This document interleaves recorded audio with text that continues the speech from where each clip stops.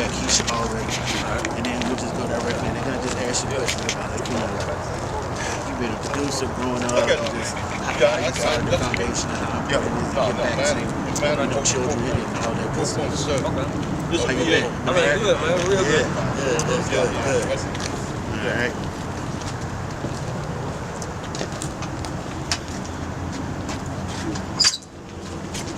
Hey.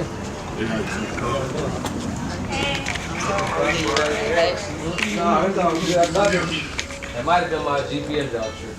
And I have a shirt for you. You want to put that shirt on, or you want to stick on our? You want to put on a foundation shirt, or do you want? Oh, it don't matter. Hello. Hey, This is Brittany's gonna be asking you the questions. How you doing? Hey, this is dope. Yeah, nice to meet you. This is the first black studio. This is the first There's one here. Got all this, man. Cool. So I'm beyond these. Oh, sorry. My dad. Glad you came by. Technically, the first black-owned radio station in North America. Wow. That's gonna be like station right here, and then we'll be focusing on just asking questions later on. Y'all got some records. How many albums you got in? And you have two CDs. You know, I talked to George Clinton not too long ago, a couple days ago. Oh, really? He want me to do something for him. He want me to remix one of his old songs. Oh, wow. Yep. Really? I was in the studio with him. Now, you know I did a song with him back in the day at JT Studio. Yeah, I remember that long time in California. I said, man, listen. No, he was in Patchwork. I just seen him in Patchwork not too long. I talked to him maybe 2 weeks ago. Wow. I went in the studio, and I was like, man, I know you don't remember. I was young. I was probably about 15, 16. I did a song with you. And I was kind of singing it like, what is a booty? And when I say he started singing the whole song, he knew the whole verse and everything. I was like, you remember that? You remember the day like it was yesterday. Wow. That blew my mind. Wow. I'm here with the legendary Zaytoven.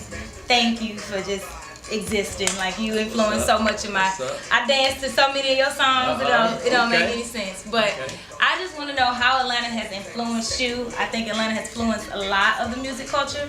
So coming from you, somebody who kind of created the foundation of the sound of Atlanta, how would you say Atlanta has influenced you in your art? Atlanta has definitely gave me what we call sauce now. Yes. And that's flavor, style. You know, that's where I got the sound from. Coming to Atlanta, it showed me how to be, okay, Zay, you got to be 808 driven, but still got to give some music on top of it. Right. So it really just gave me my whole swag. That's what I really want to say. ATLien that's what it means. You got your swag from Atlanta, Georgia. Yes, that's what ATLien. Shout out. Atlanta is what helped me create the sound that I have. Me coming from California, I think California taught me the hustle and the grind.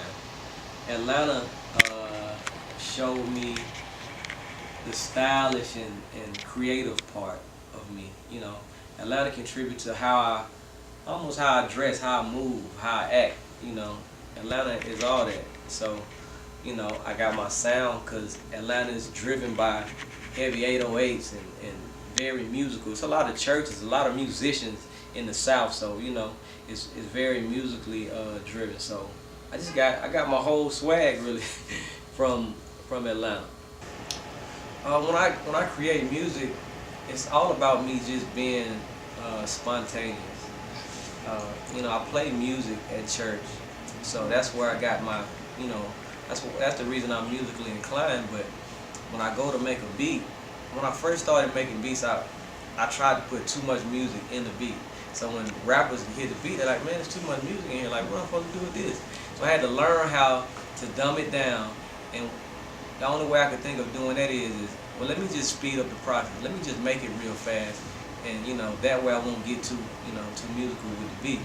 So that on top of working with artists like Gucci Mane and Future, these guys that like to record, you know, in 10 minutes. So while they sitting there waiting on you to make a beat, you gotta hurry up because they, you know, they got ideas popping off. So that's the reason why I think I work so fast. I'm a church guy, so I definitely had a lot of guys around me that were like role models to me. Besides having my own, having my own dad to be a role model, I had guys in church that play instruments.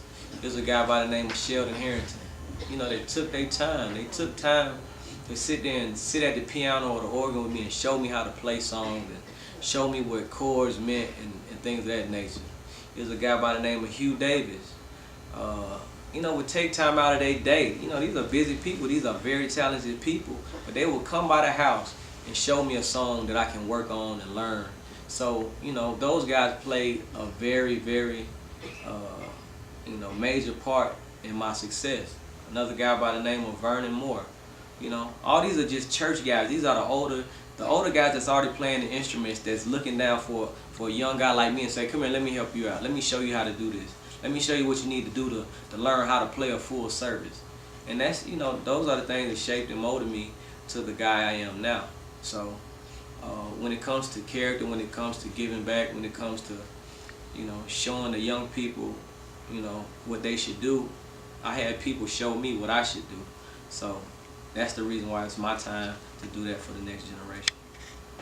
A lot of times, the younger generation, they'll get hooked on certain things. They'll lean on certain drugs or lean on certain things to get them where they're going. And as a producer in the game, as an OG producer in the game that done it my own way and then have to lean on those type of things, I try to help out the younger generation and show them, well, you don't have to do that. You don't have to be this way to make it and be a superstar producer. I got comfortable in leaving my regular job pretty much when I got forced out my regular job. It's like I got too big to be there. It's like people only came to the barbershop, because that's why I was cutting hair. That was my main job. I was cutting hair and people was only coming to the shop to take pictures or drop off a CD for me to listen to or see if I could sign them to a record deal or something. So that was the point, was like, okay, I gotta get out of here. And then the other barbers complaining like, well, dang, Zay, you already making a whole lot of money. Why don't you let us make some money? Like, why you gotta come and cut hair? So it's kind of like I was forced out. But I enjoyed the fact of being stable. I'm like a robot in a way. It's like even when I produce now, I get up in the morning around the same time and I got a routine. I'm a routine person. So me going to the job every day was like, part of my routine. So I got, pretty much forced out the 9 to 5. Accomplishments. I have a Grammy. And that was that's a very proud moment. I have a #1 song, that was the #1 song in the country. But I think what makes me most proud about me, being a producer and being successful is the fact that I did it my own way. Here I am, known for what they call the trap sound. They put me in charge of it. They put my name on that, saying, okay, Zaytoven is the godfather of this sound. But to be the guy looked at as the godfather of the sound and still been able to be, Xavier Dotson, still been able to, go play the organ at church, still been able to be a family man, still been able to do the things that I want to do, and doing all the things that I love to do, like spending family time and things, still been able to go to the movies when I want to. I feel like that's the biggest accomplishment for me, because here I am, this big guy of this sound of music, but still I can live the regular Xavier Dotson life that I want to live. So I really feel like it's very important that that we help create that opportunity and try to keep music in schools as an extra creative space, because I know a lot of schools now, they don't really have music programs anymore. I don't know if schools can really afford to have the music programs anymore, but I felt like this is somewhere I can step in. That's what made me feel like, okay, Zay, that's your way to get in right now. That's where you can help at. Because I feel like it's a lot of students, a lot of kids that, they go to school that maybe they're not the biggest or the strongest kid in the school. Maybe they don't play basketball good. Maybe they can't play football. Maybe they can't do, maybe they're not even super smart, but they're creative. They can, they can put some ideas together. They can put music together. you know, things of that nature. So I want to be that guy that comes in and provide that, where schools can have, you know, certain programs and certain things that these kids can go in there and touch and feel and learn and be creative, you know, so it help them further their dream if that's what they want to do. And sometimes it's not even for kids to make it to be the #1 producer or rapper in the world. Sometimes it's just, you know, to get them peace of mind. I know for me, music was something I loved to do as a hobby. I didn't plan on making it to be a super producer or nothing like that. This is something I love to do. I feel like my life would have a void if I wasn't doing music. So that's the reason I've done it. So I want to be able to help fill that void for other children. Well, the Zay Area Foundation is really meant for the younger generation, the next generation coming up. It's really to help these kids, because all the kids now, everybody I run into now, they want to be in entertainment. If they don't want to be a basketball player, football player, they want to do music. They want to be on TV. You know, they want to be creative. And I think that's the most popular job right now. So the Zay Area Foundation is targeting those kids that want to be creative. So we want to help out and, you know, buy instruments for these, you know, these guys. You know, teach them how to play instruments. Like, we're trying to get music back in, you know, instrumentation back into music. You know, we want to get studio equipment. Every young guy I know, every young person I know, trying to get in the studio.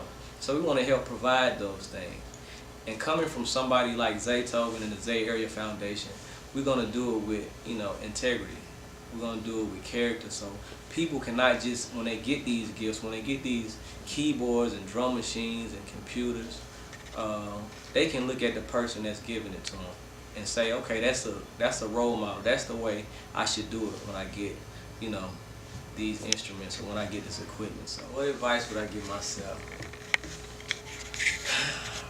That's a good question, because everything has been so good and the ride has been so good for me that I wouldn't change a thing. So, I mean, I guess my advice would, you know, do what you do.